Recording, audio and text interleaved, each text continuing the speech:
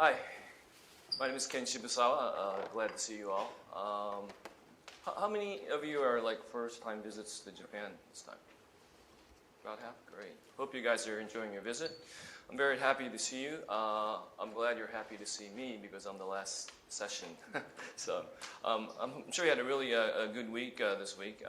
For the wrap-up session, I just wanted to kind of sort of, it's not, I might sort of confuse you from what I say because I'm going to say things that might not make sense to you. But hopefully I'll get you, keep you thinking about what's going to happen in our current 21st century. I mean, I kind of put a big title, Capitalism in the 21st Century, but what does it mean for businesses to thrive in the 21st century and things like that.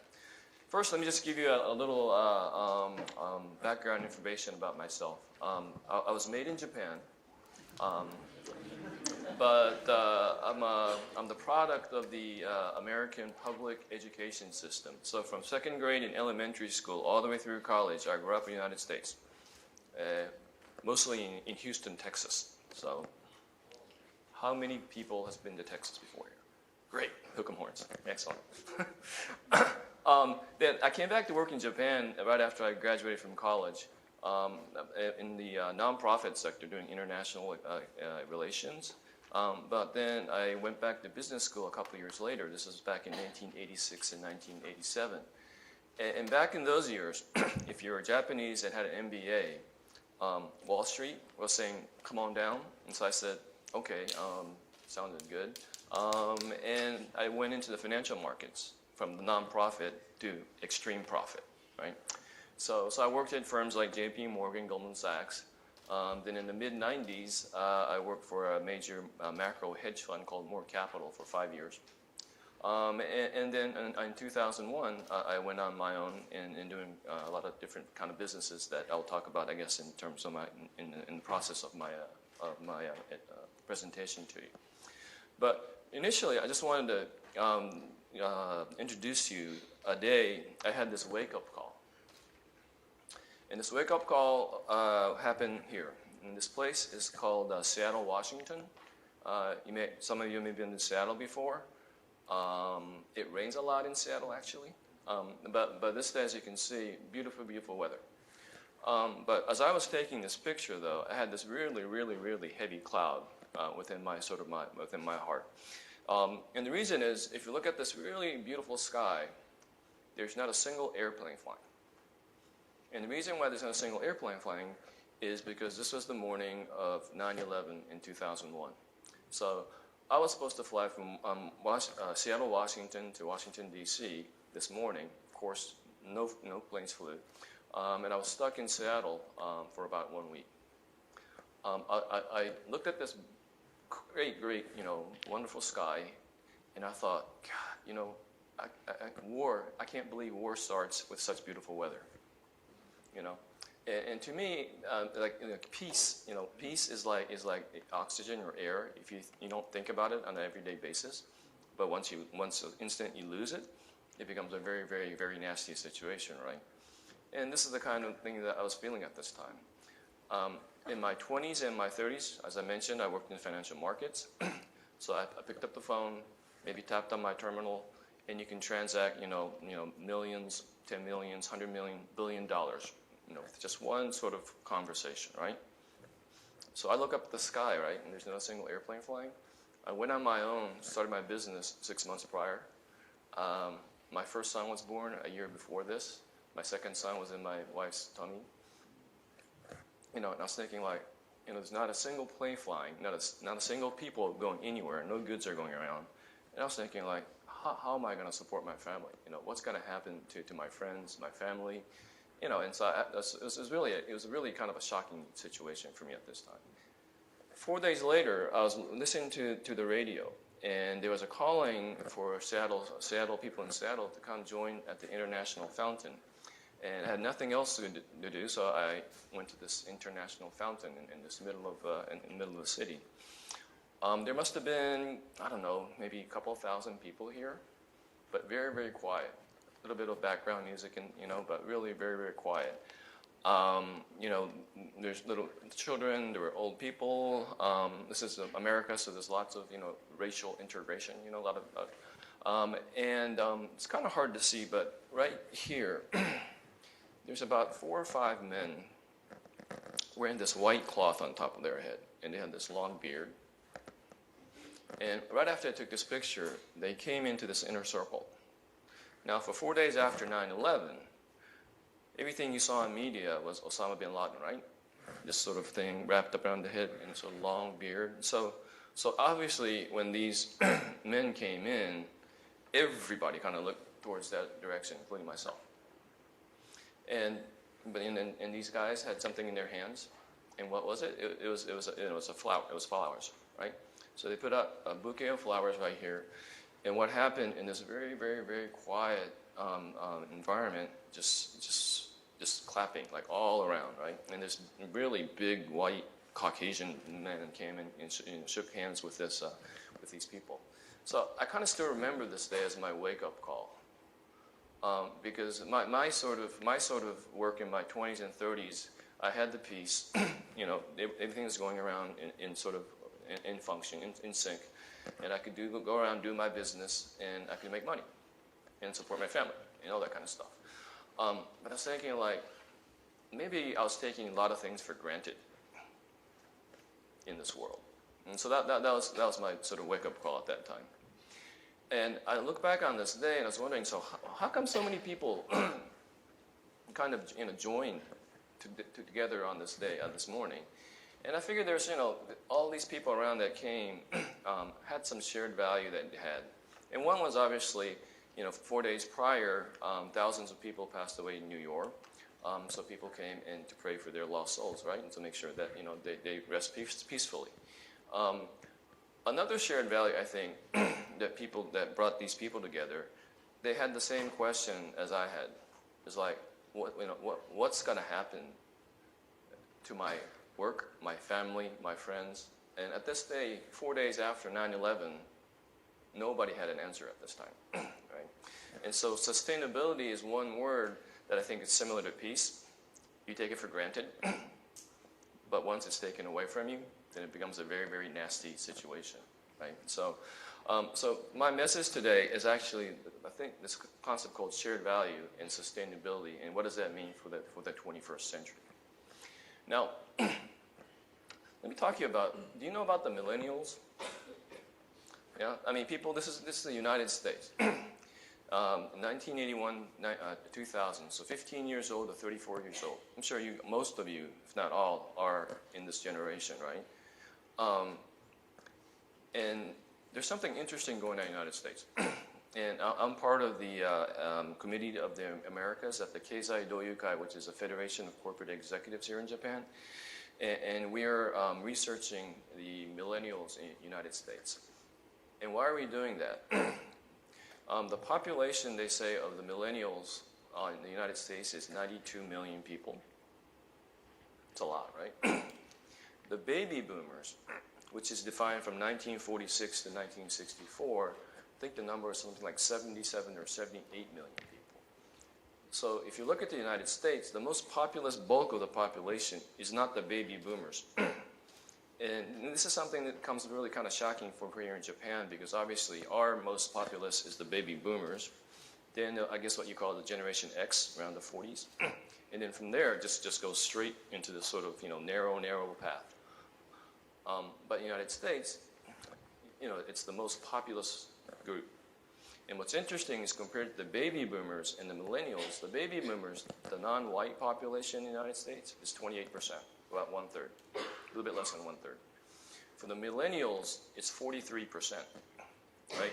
Which tells you in the United States, it's either the children of minorities, quote minorities, or immigration coming to the United States, which sort of tells you that this is not just the United States sort of phenomenon, it's by the world phenomenon. And we sitting here in Japan thinking like, you know, oh, poor people in the 20s and 30s because they're the minority of the population. But if you think about it, it's the majority. And the reason why I think this is so interesting is because this, if you think about it, the millennials, people that were like 31 to 4 years old, they were college students at 9/11, right? So, so this is sort of the new generation post 9/11, from my perspective, and they sort of have, they say, different sort of values compared to the, well, I'm 54 years old, so people like older generation, a little bit of different sort of values, and they say it's things like, well, and the reason why there's different values is like, your generation was always connected to the world through the internet. That was already a given, right? And so it's more about having not just one-way communication, but two-way mutual relationship, sort of two-way communication. The word sharing is used a lot. In the older generation, excuse me, it's all about ownership, owning things, because we didn't have things to own. And so if we find a nice restaurant, we kind of go like, oh, we can't tell our friends because then we'll get crowded. But the millennials say, oh, this restaurant's cool. I'll share it on my SNS, and it just it spreads, which is it's a good way to spread a good thing. But so compared to older generation, even here in Japan, there's less resistance to things like room share, car share, that kind of thing. So that's kind of a new sort of trend here, right here. The millennials care more about the environment, I think, to the older generation. I was in Indonesia a couple of months ago, talking to a graduate student about your age. And I was thinking, in a developed country, excuse me, it was, the developing country still needed the economic growth. So I thought maybe things like environment is sort of, it's an issue, but it's sort of like a side issue. But for this young gentleman, he thought, this was a really big, strong topic for him. Health, and also just, doing good stuff, social good.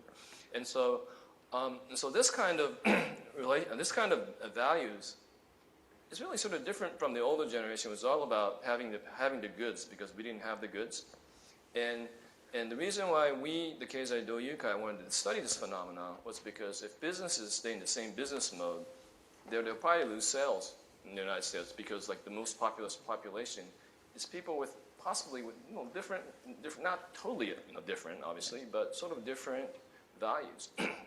And so if you think about it, the presentation is talking about the 21st century, but it's obvious that you guys are going to live more in the 21st century than I am, because I'm 54 years old and you're probably still in the 30s, right? And so I should be asking you, what's going to happen in the 21st century?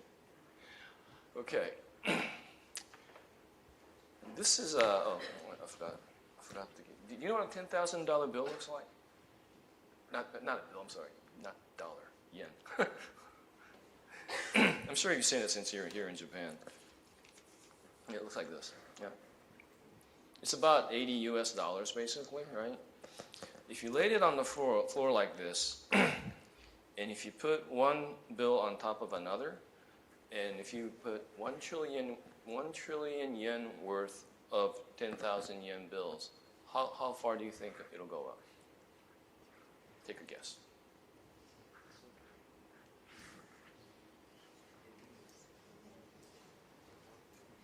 Yeah.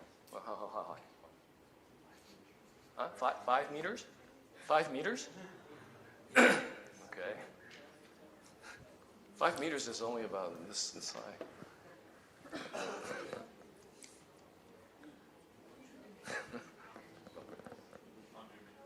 100 meters? It's actually 10 kilometers. It's actually 10 kilometers, roughly. It's higher than Mount Everest, right? Right? And it's only 1 trillion yen. All right.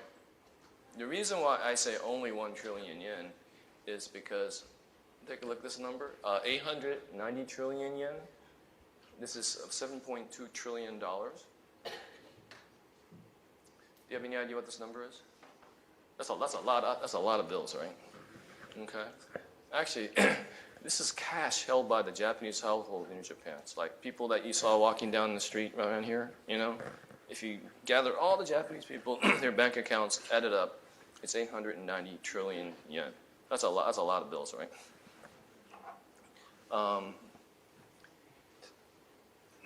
52%, 13.2, 33.8. You have any idea what this is?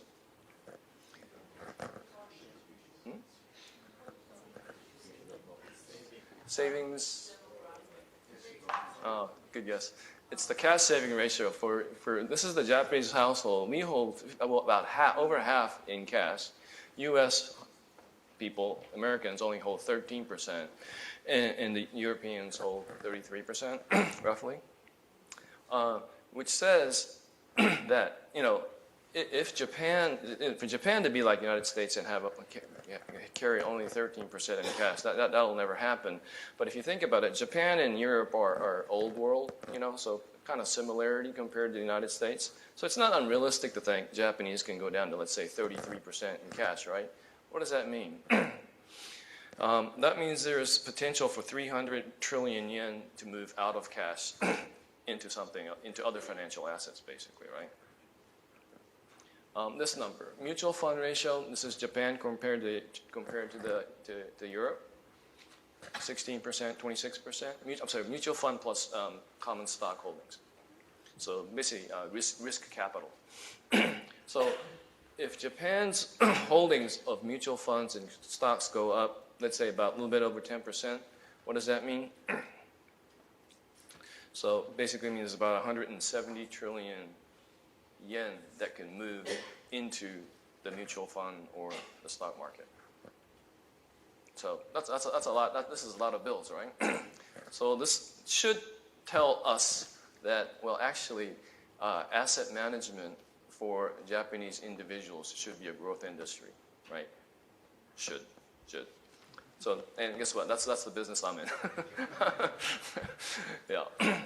Okay. But so this is the big sort of thing. The problem is, the reason why there's such high cash ratio for Japan is people in Japanese are very pessimistic, right? They worry about the future, right? And so I know this wonderful guy, Mr. Dr. Shinsuke Muto. He does care for patients, terminal care patients at their homes. So he was talking to his grandmother, 97 years old, right? Terminal care. And he happened to see the old woman's sort of bank account. And there's a couple $100,000 there. And so he asked, Grandma, what are you going to do with all this cash? And so he goes, oh, doctor, what? And I'm worried about my future. So this 97 years old in terminal care, worried about her future. So she had a couple $100,000 in cash, which is probably not a tail event, but it's a lot of people here in Japan feel so uncertain about the future that they like to hold on to their cash. But that's sort of a big structural issue here in Japan. But it kind of tells you that, well, cash is basically you can do a lot with cash, right? So Japan has a lot of problems, but least of its problem is not being short on cash. So that actually this fine-looking little boy is actually me. This is back in 1965 when my youngest sister was born. So this is right after Tokyo had its Olympics back in 1964, which signaled the growth period here in Japan. So this is back in the 60s. I have 3 children. The oldest is now in junior high school and things like that. But totally different sort of environment that my children are growing up compared to when I was growing up. But I figure there are some common ground between my generation and my children's generation. And what it is my parents had hopes and aspirations for their children, me and my siblings. And that was to grow up, healthy, to do the right things, maybe study a little bit, go to the right schools, get a nice job, meet a nice person, and have a nice family, in a peaceful world, which is a very, very normal hope and aspirations that any parent could have for their children. And guess what? I have the same aspirations for my children. And guess what? I'm sure you have you received the same hopes and aspirations from your parents. And I don't know if you have children yet, but when you do, I'm sure you'll have the same hopes and aspirations for the next generation. So I figure whether it's, whether it's back in the 60s, present day, whether it's in Japan, US, or wherever, the home countries that you come from, in any country, I think the older generation hopes for a better tomorrow than today for the next generation. And this is sort of unwavering and unchanging. And this is the concept that I sort of built after the years after 9/11 in 2001, and I launched this company back in 2008. And basically, we are a long-term investment for the next generation. This is our concept, and we invest in 30 Japanese equity common stocks, and the model is really very simple. Because the reason why I thought about this is when my child was born, my oldest, back in 2000. I decided that, well, maybe I'll put aside a little bit of money for his future. Maybe say he could go to graduate school, maybe he could start a business or something like that. And so he just put aside a little bit of, like $100 or something every month in his account. It's called dollar cost averaging. I'm sure you guys studied it, right, in textbooks. Everybody knows about it. Nobody does it, And so, but I started doing it, and I thought, wow, this is kind of neat. Because the reason I thought it was neat was because I started this sort of dollar cost averaging for him and also for myself, because my child was born back in 1939. I'm sorry, when I was 39. I'm sorry, back when I was 39. Oh my God. But when he's entering into college, I'll be like in my 60s, and then just 10 years later, like I'll be in my 70s. And I was thinking, like, God, I haven't thought anything about planning for my future. So I thought, well, I better do the same thing along with my child. And so I put aside a little bit of money every month. And this is back in 2000. Do you know what the level of the Nikkei stock index was in 2000? It was about 20,000 Nikkei. And you know what it was back in 3 years later, in 2003? It was 8,000. So if you think about, well, long-term investing, let's say you bought at 20,000 and it goes to 8,000, you would not be happy usually, right? But I was actually pretty happy. And the reason was that's the beauty of dollar cost averaging, because you buy the same amount every month. So which means if it's half the price, you get double the shares.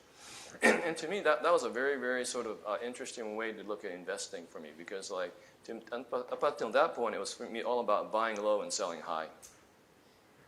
And this is all about sort of like just putting aside a little bit of money every month. And at the end of the day, and you have ups and downs, and then you're able to sort of build up your stock. It's a very, very simple model, but nobody really does it here in Japan. So I started the company back in 2008. And it turns out that most people this is the number of accounts, but people in their 40s and 30s and 40s responded, and also their children. When I show this graph to Japanese financial investors, their jaws drop. They're like, how can you do that? Because most financial institutions, the most people in 60s and 70s, 80s, this is where the money is. And so obviously, that's where they should do their business. But that's sort of in the past. That's where the cash is. But this generation needs to build for the future, and so that's the business I'm in right now. Very, very different from the hedge fund industry that I was in when I was in my 30s and 40s. But it's sort of an alternative to what's happening here in Japan. Now, let me just sort of go back to some origin, back way ago, but just sort of share some thoughts with you here. Tokyo Chuoku Nihonbashi Kabutocho 4-3. This probably doesn't mean anything to you, but Kabutocho, when Japanese people hear Kabutocho, they think of stock, because that's where the Tokyo Stock Exchange is.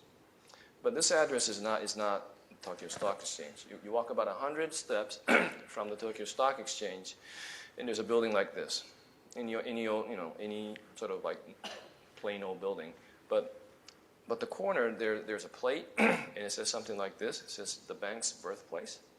So in the same exact spot, 40 years ago, this was the building, and this was the first national bank of Japan. This is the first bank in Japan established in 1873.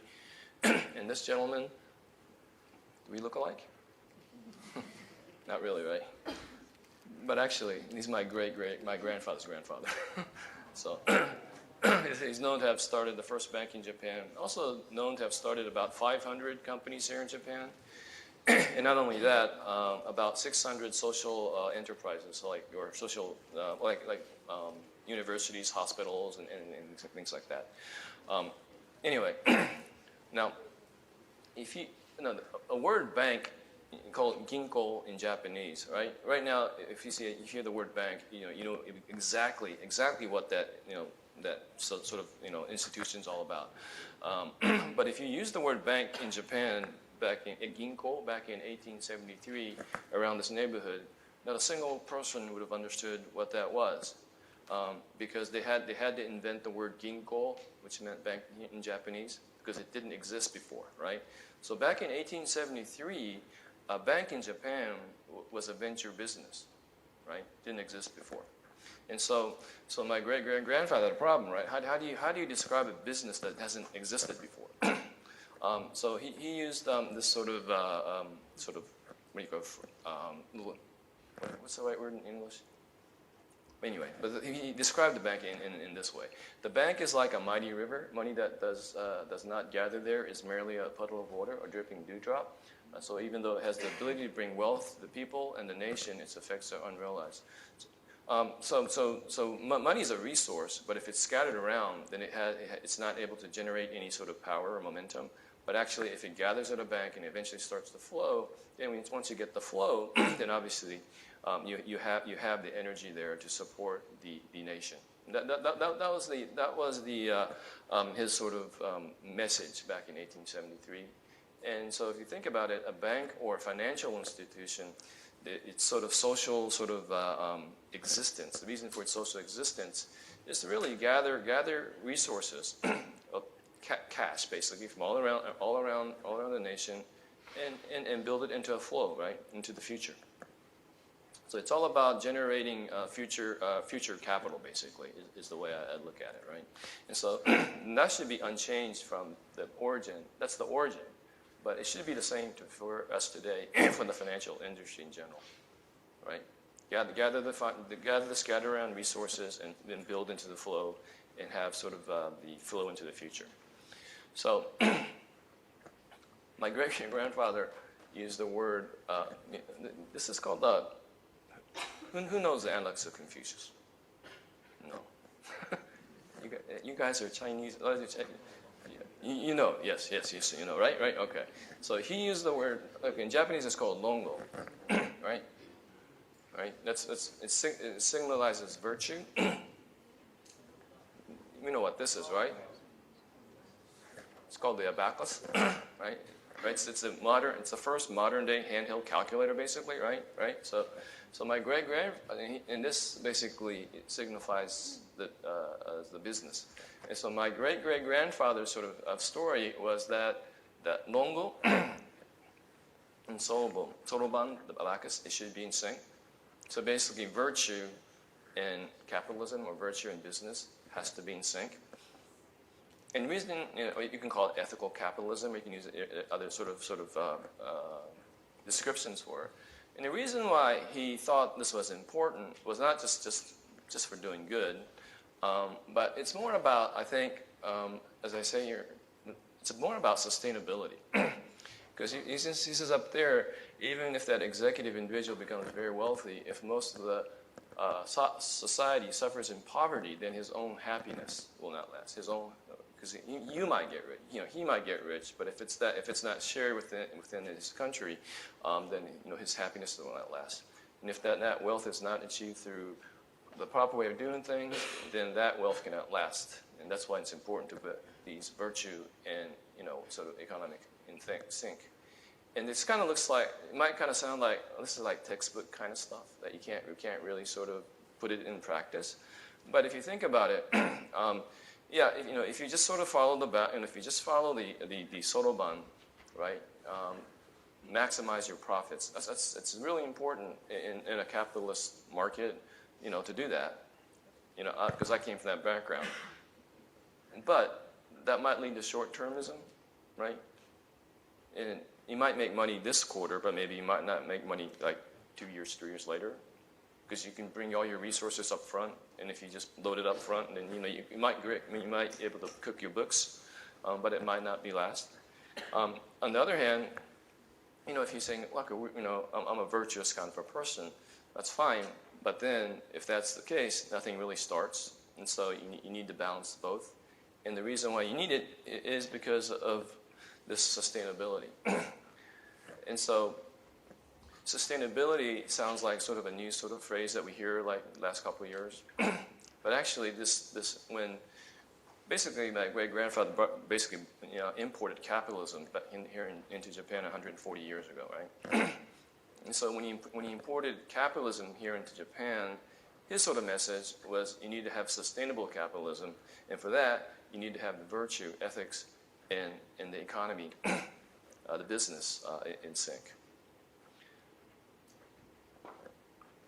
Okay, now we're going to have a shift into the 21st century. Guess what this is? This is a picture that was sort of presented at an interesting gathering about 10 years ago. It was called the U.S.-Japan Innovators Project. Brought together about 10 individuals from the U.S. and Japan. We sort of brainstormed about a lot of stuff. This presenter from the U.S. used a picture very similar to this, and said this symbolizes what U.S. and Japan needs for the 21st century in order to have sustainable growth, basically. And it was a really interesting talk. And I went back home on that day, and I went on my internet, and I tried to find the same picture, and I couldn't find the same picture, but I found this picture instead. It's basically the same product, but different sort of maker, I guess. I put in 3 words to find this. It was designer toilet brush. So this is a toilet brush. Yeah? So now you're asking yourself, why is a designer toilet brush necessary for Japan, U.S., and other sort of countries to thrive in the 21st century? And the speaker's sort of point was comparing utility and significance. Now, who can tell me the utility of a designer toilet brush?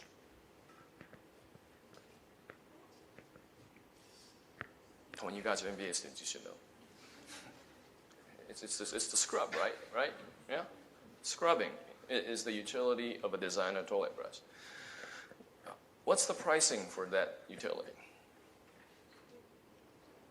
100 yen? Yeah, exactly. Maybe 100 yen, a couple of dollars, something like that. You can go buy a plastic toilet brush.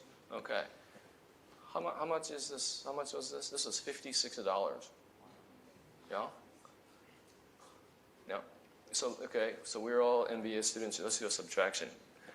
$56. The utility price is, let's say, $1. So the price for significance is $55. Does that make sense to you? It didn't make sense to me because I don't want to pay $55 for the significance, right? But it meant something to somebody because somebody designed it, somebody manufactured it, somebody put it on the shelf, and somebody bought it, right? So it meant something to somebody, right?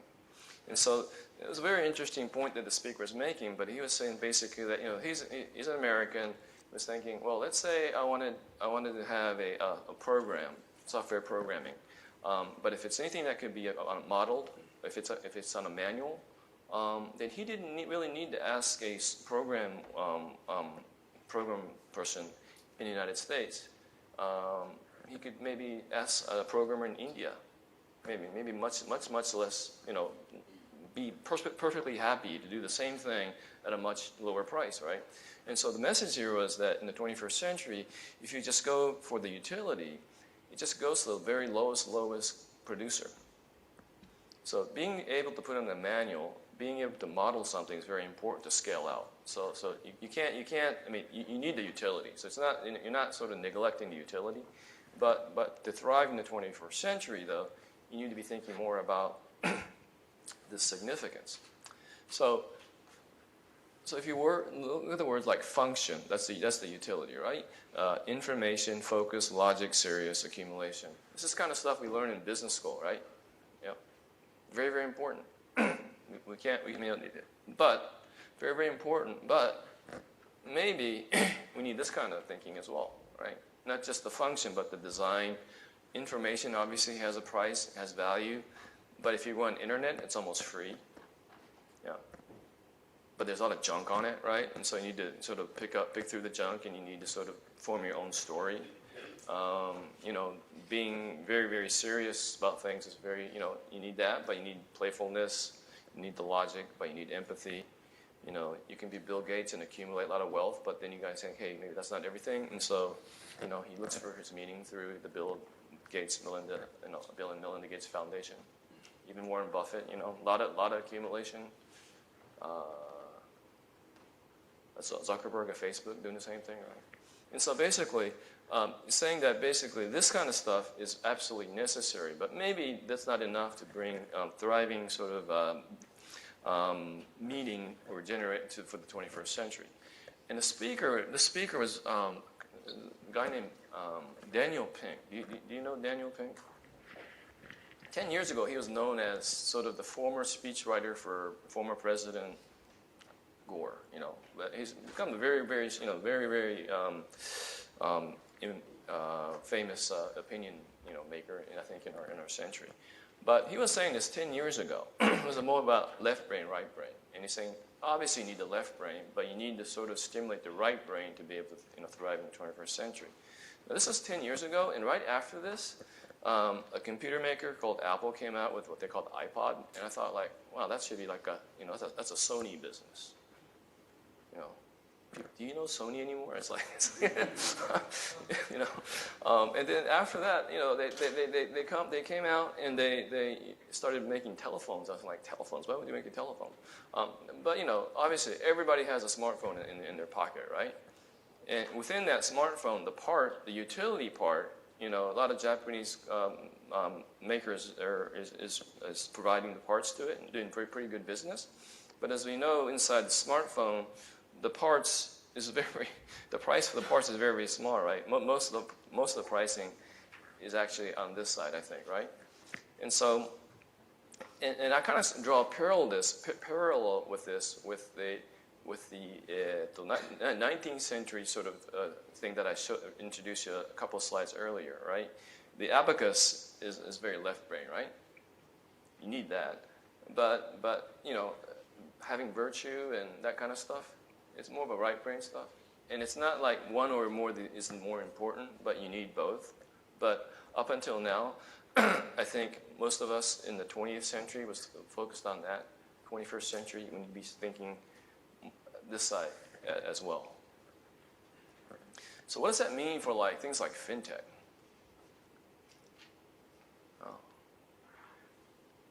Because like fintech, basically, if it's fulfilling a utility or a function or information, it's going to go to the lowest cost center, right? The lowest cost, which probably means banks, asset management companies, security brokers will be out of business in this fintech if the financial institution can only provide this left brain kind of stuff, right? You need to find some meaning. Otherwise, the industry that I've been sort of working the last 30 years or so is really at a crossroads, I think. Yeah. So this is a big paradigm shift. Now, this is sort of going back in time again, but in 1970, this famous Nobel laureate, yeah, Milton Friedman said there's only one social responsibility of business, and that's the profit maximization, right? And if you're trying to do social good, that's fine, but you should do that on an individual basis, not as a business, right? Dr. Friedman, I believe, passed away in 2006. Same year, this person got the Nobel Prize. Dr. Muhammad Yunus, many of you probably know him as father of microfinance, Grameen Bank. He said people are not one-dimensional entities; they are exciting multidimensional. So their presence of our multidimensional personality means that not every business should be bound to serve the single objective, profit maximization, right? It seems like he's sort of saying totally opposite of what Dr. Friedman was saying. But I think his key word is basically diversity. But maybe I'm thinking maybe they're saying the same thing, but in a different sort of time or different generation. If you think about it, Dr. Friedman's model was back in that's a 20th century model, right? You increase your efficiency, you increase your productivity, and you got wealthy. That was the model. So there was nothing wrong with that. But in the 21st century, that model is obvious. You know, increasing efficiency, productivity is very important, but is that enough? Maybe not, right? Maybe not. And if you think about it in the 21st century, you know, this like economy like Japan that's sort of basically older population, aging population. It has a sort of the infrastructure in place, but not much growth. There's other economies that you have the sort of the population pyramid, which supports the sort of the structural growth. Maybe other countries that have sort of political sort of instability, so maybe a little bit, the growth is a little bit further down the road. And so you think about it, compared to 21st and 21st century, I think there's a lot more diversity in the 21st century. Maybe in the 20th century there's a lot more diversity, but we're not as connected, I think, is the big message. 21st century, we're all connected, right? And so we know what's going on just through our smartphones. And so it seems like, to me, to thrive in the 21st century, we have to sort of embrace this diversity, including things like increasing your efficiency. But that's not going to be enough. And I think we just need to learn how to sort of embrace this diversity and to transform that into corporate value. Now, this is a box, and usually people, including myself, carry a box like this, and we tend to stay inside this box. And the reason why we tend to stay inside this box is this becomes our sort of like our comfort zone. So so inside the box basically means, it might mean a country you were born in, it might be the society you're living in, it might be the industry that you're working in. In a large company, it might be like a division, right? And if you sort of been living for a couple of decades, you kind of have this vision of the world, And so we usually tend to kind of stay inside this box because it's more comfortable, because that's the way we've been doing it for a pretty long time. And if you go outside the box, then it's sort of uncomfortable, and people generally like to be comfortable, right? And so we tend to stay inside this box, which is nothing wrong to being comfortable, but if everybody in the society stays inside in this comfort zone, if everybody in the organization stays inside the comfort zone, if us as individuals spend every day of our lives inside this comfort zone, what happens is we probably don't realize that this box is getting smaller and smaller. And the reason why I don't realize it is because we sort of lose perspective, I think. This is our box currently, right? And there's a lot of different people here. And usually when you think about communication, you think about speaking, hearing, asking questions, and that kind of stuff. But if you think about it, you can communicate non-verbally as well, right?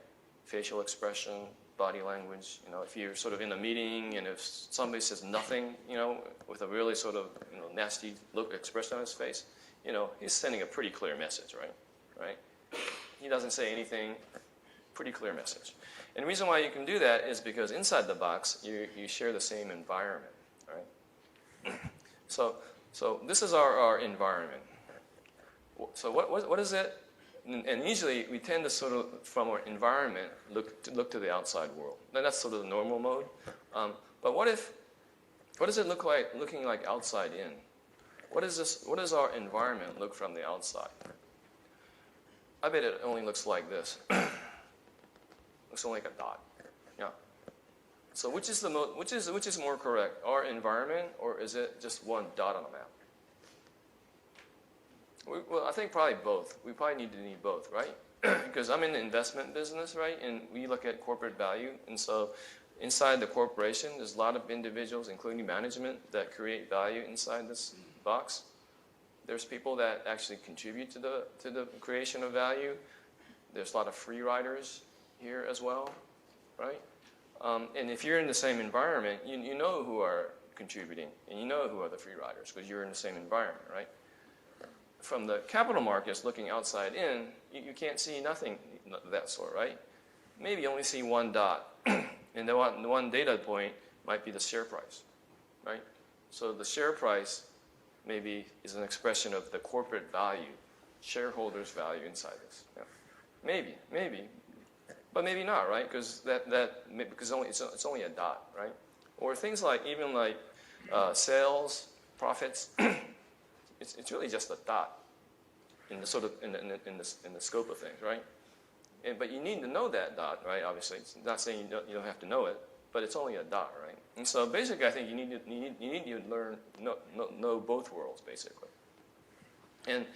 And so things like, and the reason why you need to know that is things like diversity, women empowerment, things like independent directors for public companies, things like CSR.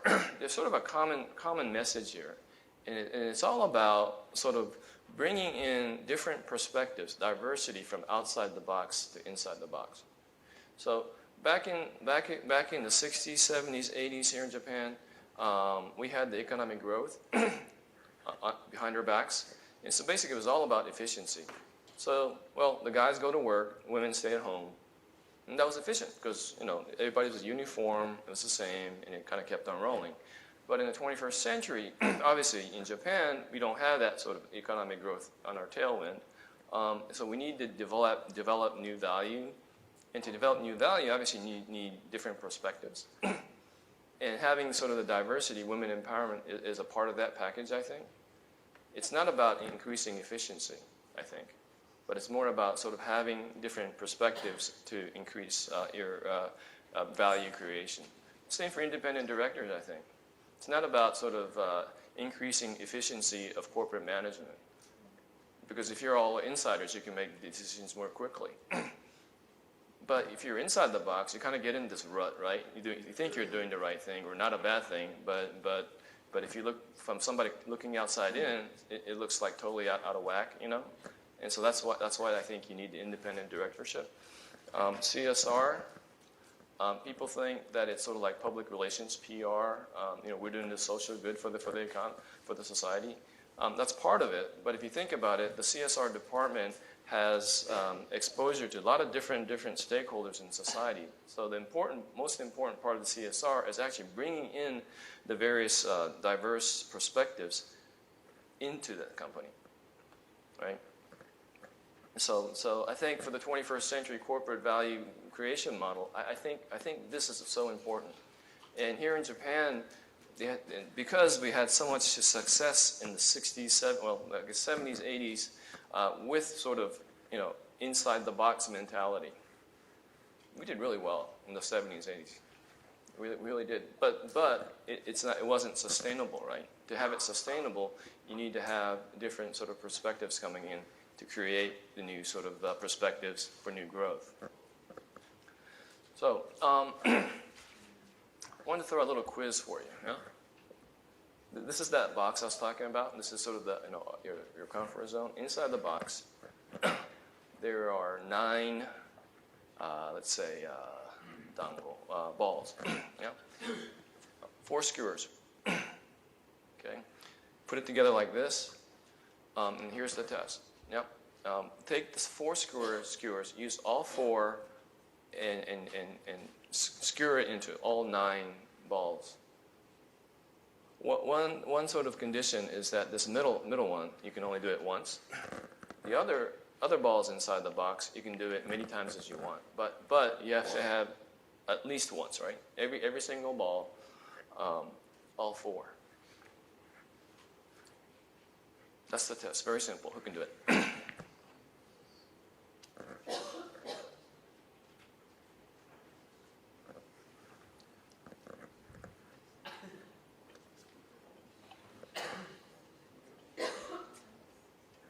Got it? Who's able to do it? No? Okay, here's the first skirt. Okay, here's a hint. You got to use the remaining 3. They all have to be connected. So there's like 6 balls remaining. 6 balls remaining, 3 skewers. All connected. Can you do it?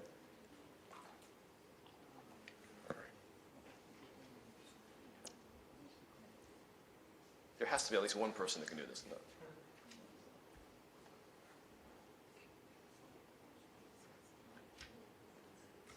Okay.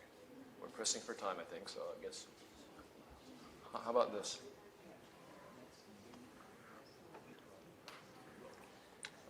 Now, people that weren't able to do it, I bet you were thinking, well, the ball's inside the box, and you try to keep the skewer inside the box as well, right? And that wasn't a condition. The ball's inside the box, but the skewers, it could be outside the box, right? And so when I say sort of outside the box, you really don't need to go very far away, maybe just a little bit, and it's a very, very simple solution. But if you try to stay inside the box, the solution wasn't there. And so it's not about sort of going way outside the box, maybe just a little bit, and then just repeating that, and then that your box gets a little bit bigger and bigger every day. So it's a real simple sort of example, but I think this is sort of the mindset that I think we need for our current century, actually. Okay. Wanted to make some finally sort of closing sort of thoughts with you. People have something, and we're all living organisms, yes, people, but people have something that other forms don't have. Do you know what that is? What do you think? Ah, good. Well, I think chimpanzees come pretty close. How about imagination? Because I was talking to this biologist, and she had this friend who's been studying chimpanzees for like 40 years, right? And so chimpanzees are very, very intelligent creatures, right? And so they have their experience. They can kind of think about a little bit into the future. But after studying for 40 years, this researcher's conclusion was these guys have no imagination, apparently. So they can't think way in the past. They can think they have their own personal experience, but they can't go beyond their sort of their own experience in the past, and they can't go into the future. But guess what? People are able to do that, and that's why I think learning history is important. Because if you look in the past, there is some sort of unchanging sort of common value that sort of lasts from the last thousands and thousands of years. And if you look in the past, at every point in history, there was somebody trying to do something different towards the future. And then in the future, so people get sort of uncomfortable about the future, like the old woman at 97 years old. But animals don't. They have fear, but they don't get uncomfortable about thinking about 10, 20, 30 years into the future, right? But people do. But on the other hand, I think animals don't have hopes and aspirations, but people do, because we have the imagination. And so what do we aspire for? I think we all want to be happy. So, but did you know there is this person, Dr. Takashi Mayano, who I met about a year ago. Interesting person. He was an engineer to design the autofocus for Canon way back. Then he became an academic doing robotics. And then at one point he thought like, wow, why am I programming this robot to be happy like a person? I want to know why people get happy. He wanted to learn about the mechanism of happiness, basically. So basically, he's sort of in this field. It's apparently sort of a global sort of a study area. It's about sort of happiness, joy, and things like that. And he kind of makes a point that there is happiness that doesn't last, and these are things like money, goods, or sort of like social status. And the reason why this happiness doesn't last is you get happy initially, obviously, if you get a promotion or if you get a bonus, until you learn that the guy next to you got more bonus, or that guy got more promoted, right? Then your happiness kind of goes down pretty quickly, right? And so if you're able to compare with others, it's happiness that doesn't last. But on the other hand, there's happiness that endures. So this is more interesting, right? And it's things like if you feel like you're in a secure environment, if you feel safe, then obviously that happiness will last as long as you think you're in a safe environment, secure. If you think you're healthy, this is happiness that lasts. And the funny thing is that you don't really have to be healthy. If you think you're healthy, apparently this sort of happiness lasts. And Dr. Mayano's sort of original sort of study is actually on the mental part. Mental happiness. And this is what I thought was interesting, is that if you feel like if you feel self-realization, and if you feel the personal growth, then obviously you're kind of in a happy state. That makes sense, yes. If you feel you're connected, and not just receiving thanks, but if you have somebody that you could be thankful for too, that's happiness. And obviously, if you're forward-looking and optimistic, yeah. And the fourth last is independence and keeping your own pace. And it seems like very, very logical kind of stuff. But in our daily lives, we sort of lose scope of these kind of stuff, right? Because you feel like being connected all the time, like I'm sure like you get fights with your friends or your spouses or your parents and that kind of stuff. But having to connect, thanks, it's very important. Self-realization, growth. If you always feel that, that's very important. So I think in looking back on this, this is why I started my own company called Commons Asset Management, because I wanted to sort of fulfill that sort of mental sort of happiness. And for whatever you do in your career going forward, I'm sure that if you could reflect back and if you can sort of, if you're able to check off these lists and if you're able to clear all this, I'm sure you'll be a very, very mentally happy person. So, okay, so I just wanted to close with that. And I think we still got, I was supposed to leave 30 minutes for discussion, sorry. No, perfect. Thank you. First First of all, thank you very much for the intriguing talk, Mr. Shibusawa.